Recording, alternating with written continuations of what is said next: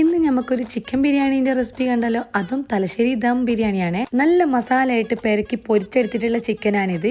ഇനി ഉള്ളി അതുപോലെ തക്കാളി ഇത് രണ്ടും ഞാൻ കുക്കറിൽ 2 വിസിലടിച്ചിട്ട് വേവിച്ചെടുക്കുന്നുണ്ട്. പിന്നെ ബിരിയാണിക്ക് വേണ്ടിയിട്ട് ജീരകശാല അരി നല്ലോണം കഴുകി എടുക്കുന്നുണ്ട്. 1.5 കിലോയിലാണ് ഞാൻ എടുത്തിട്ടുള്ളത്.